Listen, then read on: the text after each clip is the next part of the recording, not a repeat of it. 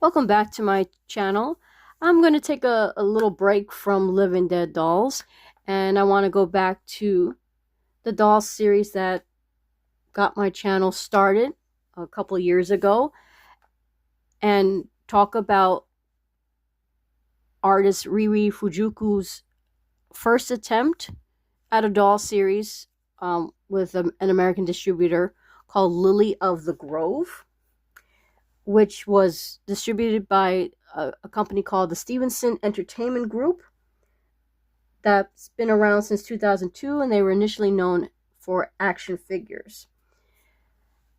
So, like the Toffee dolls, unfortunately, Lily of the Grove also had a short run. It first debuted in 2005 at the Tokyo Toy Fair, and then later that year it was in the San Diego Comic-Con. So the description for Lily of the Grove says on the website of one of the sellers on eBay, I'll show you the picture in a bit. Below Mount Fuji in Japan lies an enchanted grove where the lilies call home. It's a world not known to but a few, but to those who do, they call Lily of the Grove. Now, these, like I said, these predated Riri Fujuku's doll series, the Huckleberry Toffee dolls, and they didn't have much of a presence, so it was very hard finding additional information about the dolls. I'm not sure how people were able to purchase them. I know they were available on eBay several years back. This one here I had for a couple of months, but didn't want to do a review without the purple one, this one here. And I've been looking at this purple one for quite a while. There were two eBay sellers selling this purple doll for different prices, and I decided to go with the cheaper price since I had the pink one, who came up on eBay after, again, 2 or 3 years watching the same listings for these dolls by other sellers. She came up for $30, and I snatched her up, and I really wanted the purple one, so I just pulled the trigger and got the purple one. So we're going to take a deep dive into these dolls and compare them to the Huckleberry Toffee dolls. So here are the two dolls out of their packaging. So I'm going to start with the pink bunny. So on my box, her name is Kyoko, and on her packaging, as you can see, it's in Japanese. She, according to the packaging, was from the Tokyo Fair, where she debuted. If you can see that, the Tokyo Toy Fair right there, 2005. And it seemed like it came from a website called Blister Direct, and their logo's right here. Now, the listing that is on eBay, the only one I've seen after this one, has her in a slightly different packaging. Here's a picture of that. She also has a different name. Her name is Zana, and like I said, there's two sellers that are selling the same exact doll, one for $100 and the other one's selling his for almost $200. So $199 versus $99. Same exact doll they both have. The only difference I saw was the packaging. In the picture, it had a yellow cardboard. This one is like a very pale pink.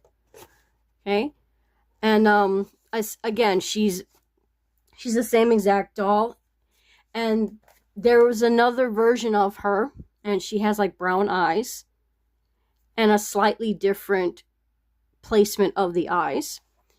The purple one, I have not seen any other version of the purple one. So the same seller, actually both sellers, selling the same exact doll. And this one, the writing is in American.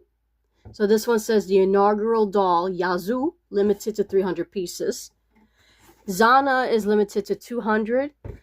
Again, I'm not sure where Zana was from. I'm assuming it was from the same place this one came from. Again, they debuted at Comic-Con, and this one was in Tokyo, the Tokyo Toy Fair of that same year. And they had a cute description.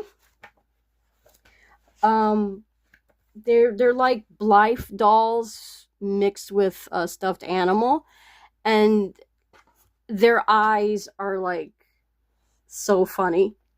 They have like a great expression.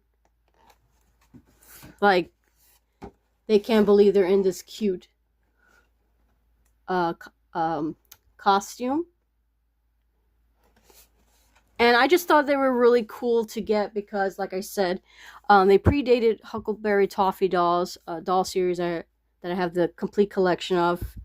And they really are very basic, and you can see some of the elements from these dolls on the Huckleberry Toffee dolls. So one thing to note about this doll, the body is it's not much to the body in terms of the inside. It's not terribly soft. There's a wire underneath the doll, and she can actually pose. She can raise her arm. And she can raise this arm, bring a little foot up. That foot. She can't turn her head. It's very stationary. And the eyes are actually rooted eyelashes. Really cute inset eyes. Very similar to the Huckleberry Toffee dolls. She has hair, and it seems like the lining is right here where it ends. And it's a plush head. And there's really not much to her. She's, very light. Unfortunately, she can't stand. I have the other one. She can't stand on her own. I have the other one on a doll stand. So, but really cute. I love the expression. Just, they are cute, but they also have this attitude to them. And they're very similar to Blythe dolls in terms of the eyes. I actually have a Blythe doll here. She's called Zoe the cat. See, she can do that side eye, but unlike the Blythe, these cannot change their expression. That's pretty much it. And as you know, Blythe dolls, with the pull of the string, they can change their expression. So, I do love a good side-eye doll.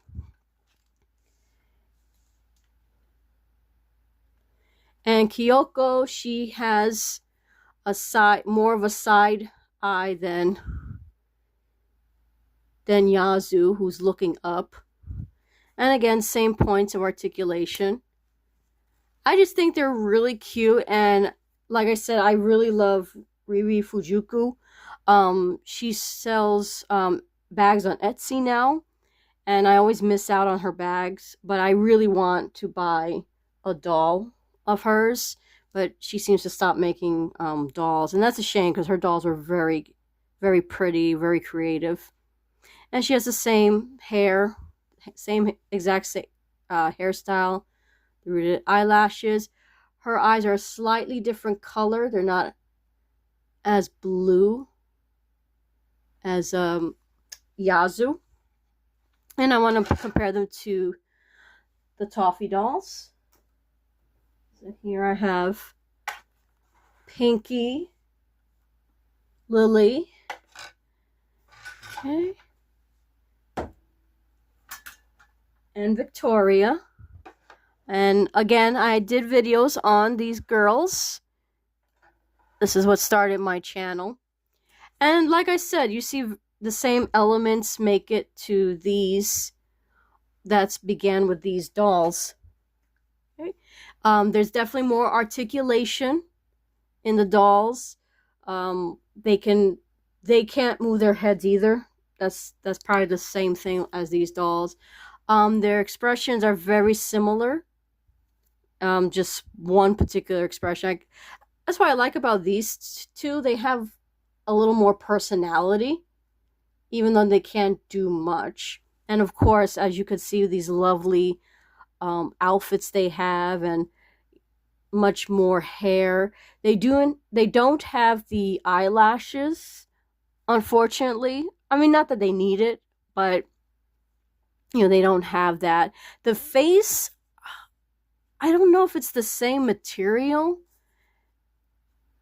I feel like this is more of a hard plastic, and this one's more ceramic to me. It feels a little ceramic. I could be wrong.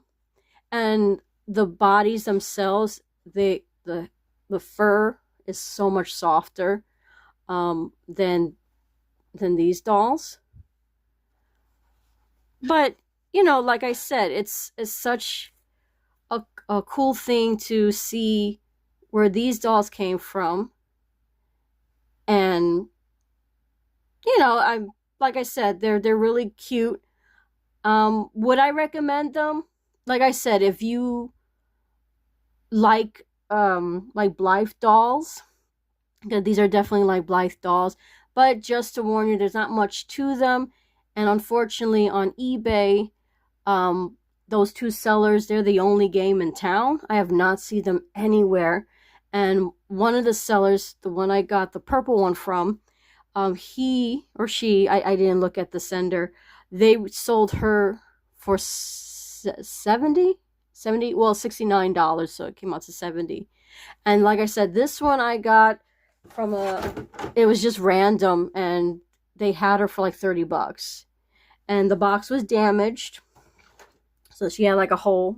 That's how it came to me, which is fine. I'd rather pay $30 because, again, they initially retailed for $50. So, in the end, I ended up paying $50 for both of them. So not too terrible. So that's about it. I just wanted to share these two cuties, and they'll be posed with my other Toffee dolls on the shelf. So, that's about it.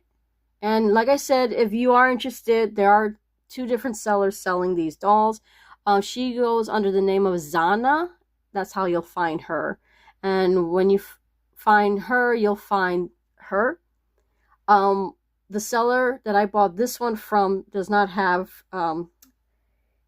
Yazoo in stock anymore, but the same seller that has her also has Yazoo, but again, they're for like $199. I don't think they're worth it, and there's no option to submit an offer, so they're kind of firm on their pricing. So they're there, and they've been there for quite a few years. I've been watching them. So, and that's it. I hope you enjoyed this brief review. Hope you have a happy Easter. And if you don't observe Easter, a very happy Passover to you as well. And until next time, happy hunting.